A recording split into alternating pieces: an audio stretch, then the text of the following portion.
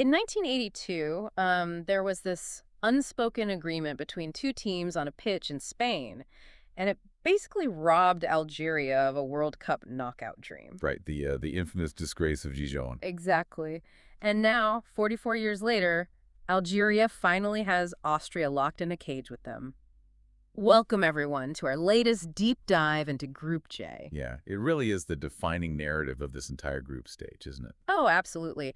But before we break down how that fight actually happens on the grass, I want to take a quick second to talk directly to you, our listener. Thank you. Truly, you are the foundation of our success. We really couldn't do this without you. Yeah, exactly. We are pushing hard for a major milestone right now, and, well, we hope for 1 million subscribers, so please hit that button if you haven't yet. And don't forget about our massive ongoing grand prize. Right. Half of the channel's monthly profits will be awarded to the listener with the highest percentage of correct match predictions this month. So get your picks down in the comments and tell your family and friends. The predictions on this specific matchup, though, I mean, they're going to be wild. The models are incredibly split. Which is exactly why we need to unpack the source material today. The stack of sources we have is, it's really deep. Yeah, we've pulled expert tactical previews, advanced data from RotoWire. Plus insights from Fox Sports and Goal.com, and of course the official FIFA rosters. Right. We are looking at a massive 2026 World Cup clash between Algeria and Austria. And our mission today is to tear down both of these teams to the studs. So their history, their managers, the predicted lineups, the raw tactics, the underlying stats, all of it. We really want to understand the mechanics of this matchup and see who is actually favored to survive this group of death scenario. But I got to ask right off the bat, with all this data available, do statistics and rankings truly matter in a World Cup environment where emotions run so high? That's the big question. I mean, is the math just a comfort blanket for analysts? Well, the contrast in how these two nations approach the game makes it a tactical goldmine. But to understand those tactics, we have to look at the pedigree they bring. Right. Let's start with Austria. So Austria brings a very deep classical football heritage. The Austrian Football Association, the REOB, was actually founded way back in 1904. Wow, over a century ago. Exactly. And this is their 7th World Cup appearance, but, this is key, they haven't been on this stage in 28 years. Since 1998, right. Yep, 1998. Their absolute peak was a third-place finish in 1954, which featured a crazy 7-5 win over Switzerland. Wait, 7-5? Yeah, it still stands as the highest-scoring World Cup match in history. That's insane. It is. And coming into 2026, depending on the specific index you look at, they are ranked somewhere between 21st and 24th in the world. Okay, so then you look at Algeria. The FAF, the Algerian Football Federation, was founded much later, right, in 1962. Right after independence, yeah. Exactly. This is their 5th World Cup appearance. And their high water mark was reaching the round of 16 in 2014. Oh, man. Where they took the eventual champions, Germany, to the absolute brink in extra time. Such a good game. And they're also 2-time Africa Cup of Nations winners in 1990 and 2019. Right, and they sit around 28th or 29th in the global rankings. But like we said at the start, all of those numbers kind of take a back seat to the narrative hanging over this game, that 1982 match. Yeah, the disgrace of Gijon. Our sources highlight this heavily. It basically changed the fundamental rules of football. How so? For those who don't know. So Algeria pulled off a historic shock by beating West Germany 2-1 in the group stage. Huge upset. Massive. But in the final group match, West Germany and Austria played out a highly suspicious 1-0 result. Right, because an early German goal meant both teams essentially stopped playing, didn't they? Exactly. They just passed the ball around harmlessly because that specific scoreline advanced both of them and, crucially, eliminated Algeria. It's the entire reason final group games are played simultaneously now, right? Yes. And according to the media narratives, Algeria has waited 44 years for sporting justice against Austria. Okay, but let me push back on that a bit. Look at these rosters. Right. We are talking about guys born in 1998, 2002, 2005. Are players in their early 20s actually thinking about a sporting scandal from 1982? Or is this purely a media narrative designed for the fans? Well, the players themselves probably aren't holding personal grudges about a game played decades before they were born. That would be weird. Right, but they don't really have to. The sources make it clear that the ambient pressure does the work for them. I see. When they walk out of that tunnel, they're going to feel the vibration of the stadium. Traveling fans care, the media cares. So they feel the weight of a nation demanding redemption. Exactly. And that emotional charge changes the physiological reality of the game. Adrenaline can make you run faster, but it can also make you abandon your tactical discipline. And discipline is exactly what both of these teams needed just to get here. Absolutely. Looking at the qualifying paths, Austria won UEFA Group H with a suffocating aggressive style. Yeah, they were dominant. 6 wins, 1 draw, 1 loss. They scored 22 goals and only conceded 4.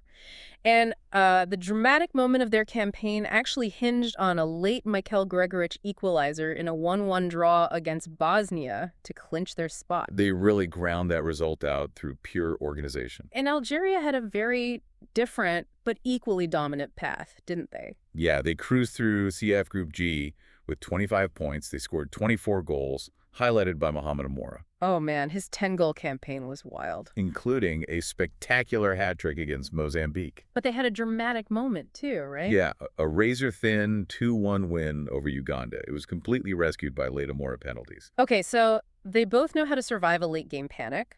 But surviving the qualifiers against Bosnia or Uganda is a different universe than surviving a World Cup group stage. Oh, completely. That requires masterminds on the touchline who can actually control that ambient pressure we talked about. And the managerial clash here is just as fascinating as the player clash. Let's get into it. On the Algerian side, you have Vladimir Petkovic.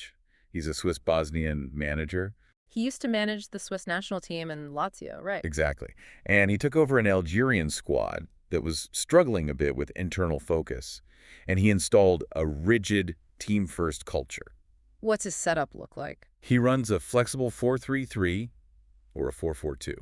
It's a system that prioritizes fast attacking transitions while relying on his veterans to maintain defensive shape. Got it. And then looking across the pitch, you have Ralf Rangnick leading Austria. The 67-year-old German tactician himself. Yeah, he is basically the godfather of gegenpressing. I mean, this is a man who literally turned down the Bayern Munich job because he believed so deeply in the project he was building with Austria. Which is wild to think about.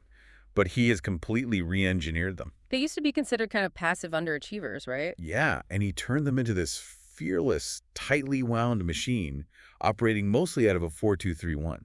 He demands that his players win the ball back within seconds of losing it. So it requires intense, synchronized movements from the entire squad. Exactly. You know, it sounds like a swarm of angry bees. That's a great way to put it. Right. The second Algeria loses the ball, Rangnick's players are swarming, suffocating the ball carrier, closing down every passing lane instantly. Yes, instantly. So if Austria is the swarm, it sounds like Petkovic is trying to be the beekeeper. How does his, more fluid medium block approach actually manage and bypass that intense pressure? Well, you don't swat at the swarm, right? A medium block means Algeria won't press high up the pitch. They sit back a bit. Yeah, they sit slightly deeper, keep their lines incredibly close together, and let Austria have the ball in their own half where it's basically harmless. So the beekeeper strategy is to bait the Austrian players forward. Exactly. You wait for them to overcommit to the press, drawing them out of position, and then you play a rapid, precise pass over the top into the massive empty spaces the defenders just abandoned. But a manager can draw whatever they want on a whiteboard. It completely depends on the players executing it in real time under pressure. And this is where the individual matchups become spectacular. The specific personnel makes all the difference here. I agree. But before we name the starting 11s and look at exactly where these gaps will open up, I want to jump in quickly and remind you, our listener, to hit subscribe. We really hope for 1 million subscribers, guys. We do. We cannot do it without you. You are the foundation of our success. And seriously, finalize your match predictions in the comments. Oh yeah, the grand prize. Half of this month's channel profits are going to the most accurate prognosticator among you. Tell your family and friends. All right, let's look at the squads, starting with Algeria. The average age is around 27.5 years old, and crucially, over 80% of this squad is playing week in, week out in major European leagues. In goal, they're expected to have Luka Zidane. Right. The defense is anchored by Aissa Mandi, who actually holds the all-time record for national caps alongside Rami Bensebaini. And out wide. Out wide, they have Bulgali and the incredibly dangerous Ryan Aït-Nouri. Which brings us to the midfield. You've got Boudaoui, Saruki, and this brilliant rising star, Ibrahim Massa. Oh, Mazza. He's only 21 years old and already valued at $45 million, right? Yep, he is the engine that connects the defense to the attack. And that attack is lethal. So we're talking about Mohamed Amoura. Their top goal threat. Exactly. His explosive pace is the exact weapon Pekovic needs to exploit the spaces behind Austria's high line. And you have Hosam Aouar as well. Right. Auer can start or come off the bench as their primary playmaker. And of course, Captain Riyad Mahrez. Right. Mahrez is 35 now, a 5-time Premier League winner. Even at his age, he is still the most famous and technically gifted player on the pitch for them. Yeah, his experience is vital. Now, if we switch over to Austria's squad, they are slightly older, averaging 28.5 years. But with nearly 100% of them playing in top European leagues. Exactly. Alexander Schlager is the expected starter in goal. Their defensive line features Posh, Danso, Mweni, and their captain, David Alaba. Alaba is 33 now, bringing the experience of 3 Champions League titles to organize that high line. He's the general back there. Now, Austria's midfield is where Rangnick's system lives or dies. Konrad Laimer holds their highest market value at $37 million. And his work rate is absolutely terrifying. It really is. He partners with Niklas Seiwald, a 24-year-old rising star who acts as a defensive screen. Which allows Marcel Sabitzer to push forward as the primary playmaker, right? Spot on. And up top, they feature Wimmer, Schmid, and their all-time top scorer, Marko Arnautovic. Who is, let's remember, 37 years old. Yeah, the age profile of both these teams' biggest stars is the giant red flag in this matchup. That's exactly what I'm looking at. I mean, Mahrez is 35, Alaba is 33, Arnautovic is 37. We are talking about a grueling summer tournament. In a North American heat, no less. Right. So does this match get decided by veteran guile like these older players knowing exactly where to be, or do these aging legs get completely exposed by the high-intensity tactical systems? Well, the sources suggest that heat and age are the natural predators of the gegenpress. That makes total sense. Rangnick's system requires endless explosive sprinting. A 37-year-old Arnautovic simply cannot lead a relentless press for 90 minutes in 90-degree heat. So veteran guile only gets you so far. Right. It helps you read the game. But if your legs fill with lactic acid in the 70th minute, tactics evaporate. It becomes a game of survival. So if Austria hasn't secured a lead before exhaustion sets in, then Algeria's pace, with Amora off the bench or on the counter, could completely dismantle them late in the game. wow. Okay, let's get into the mechanics of that tactical collision. We know Austria wants direct, vertical buildup, utilizing that intense gegenpressing. Right. They want the ball in the final third within seconds of winning it back. And the sources highlight their elite, hard-running midfield and massive physical strength on set pieces. Those aerial threats are huge. Because Rangnick plays such a high defensive line, his midfielders essentially operate in the opponent's half. So when they win a corner or a free kick, they already have massive physical players packed into the final third. Exactly. And the stats show they really control the game through this territorial dominance. They average 52 to 63% possession, generate 10 to 13 shots per game, and maintain an 84% pass accuracy. But, and this is a big but, the sources also point out the glaring vulnerabilities in that system. Which are? They lack elite attacking options beyond their 37-year-old striker. If Arnautovic isn't finishing, all that pressing yields nothing. And obviously, the dangerous spaces they leave behind their high press. Which is exactly what Algeria's entire playbook is designed to exploit. Right, their patient buildup and the medium block pressing. Yeah, they want to draw Austria in, survive the initial wave of pressure, and then launch rapid counterattacks utilizing the wings. Specifically with Mahrez overloading the right side, or Chaibi's directness. They'll pull the play over to Ait Nouri on the left to draw the Austrian defenders, and then switch the ball quickly to isolate Mahrez on the right so he can cut inside. It's interesting. Algeria's possession stats are actually quite similar. 52 to 55%. They get off 7 to 14 shots a game with an 85% pass accuracy. But their weaknesses are pretty severe, too. Right. The sources emphasize their defensive frailty. Lapses in concentration, inconsistent finishing, and an over-reliance on Mahrez for creativity.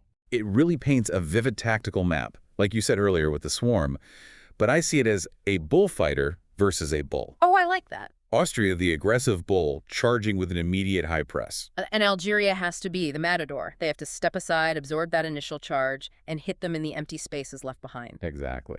But my question is, given Algeria's notoriously frail defense, can they actually withstand that initial charge without making critical errors? That is the fragile thread Algeria's entire game plan hangs on. I mean, if Austria's press forces a turnover on the edge of the Algerian penalty box, it doesn't matter how fast Amora is on the counterattack, the ball is already in the back of the net. Right. They have to execute their first pass out of the back perfectly every single time under immense physical duress.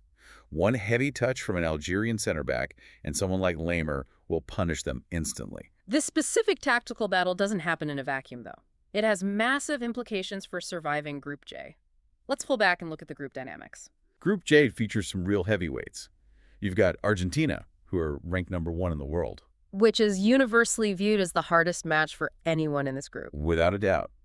And at the other end of the spectrum, you have debutantes Jordan, ranked 68th, representing the theoretically easiest match.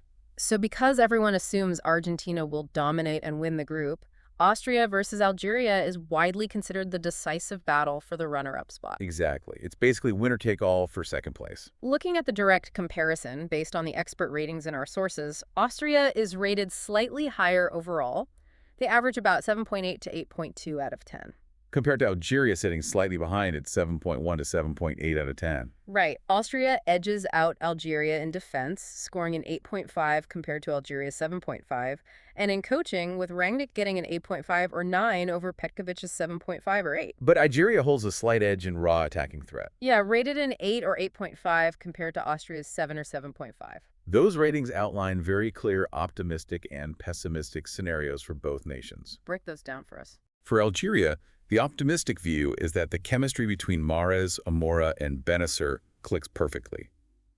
The defense miraculously holds under pressure, leading to a historic run mirroring 2014. And the pessimistic scenario.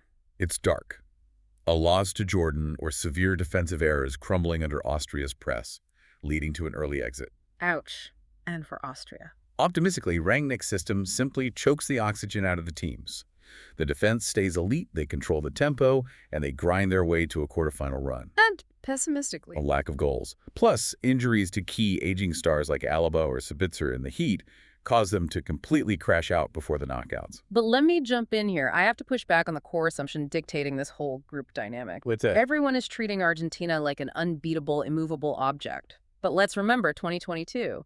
Saudi Arabia shocked the world by beating Argentina in their opening match. True, that was wild. So could Austria's suffocating press or Algeria's sheer attacking flair actually catch Argentina off guard and steal the top spot? Or is this truly just a fight for second place? Well, upsets are the lifeblood of tournament football. But banking your tournament strategy on one is tactical suicide. Fair point. You have to play the probabilities. Neither Austria nor Algeria can afford to look past this specific match against each other. Right. The math and history dictate that whoever loses this game is almost certainly booking a flight home. Exactly. So let's bring all this data together for the final verdict. Yeah, the historical grudges, the managerial chess match, the aging superstars, and the tactical collision.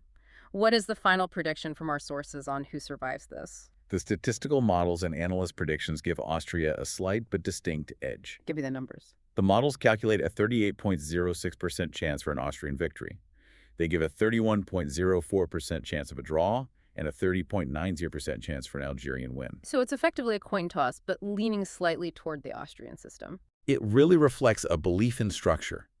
Looking at advancing from the group overall, the sources give Austria a 60 to 65% chance, compared to Algeria's 40 to 45%. And as for winning the entire World Cup, The models are grounded in harsh reality there. Austria sits at a 3 to 5% chance, while Algeria is at just 1 to 2%. So the consensus from our curated sources predicts a narrow, grueling 2-1 victory for Austria. Primarily due to their tactical discipline and defensive structure. However, every source adds the caveat that Algeria's individual brilliance, a moment of magic from Mahrez or a blistering run from Amora, makes this game highly unpredictable. Over 90 minutes, analysts will almost always bet on the structure to prevail over spontaneity, but you never know. You really never know. Well, before we wrap up this deep dive, I want to give one last massive thank you to you, our listeners. You are the foundation of our success. We really appreciate you guys tuning in. Please urge your friends to subscribe to help us reach our goal. We hope for 1 million subscribers. And remember, drop those exact score predictions for Algeria versus Austria in the comments right now to win half the channel's monthly profits. Seriously, tell your family and friends. Get those predictions in. I'll be coming through the comments to see who was brave enough to bet on the Matador sidestepping the bull. It's going to be a fascinating read. Now, I want to leave you with a final provocative thought. Lay it on them. We've explored all the tactical blueprints, the suffocating heat, the aging legs, the echoes of 1982. But looking at the complete picture of this 2026 tournament, and based on the tactical discipline of Austria and the attacking flair of Algeria, do you believe that this team is capable of winning the World Cup?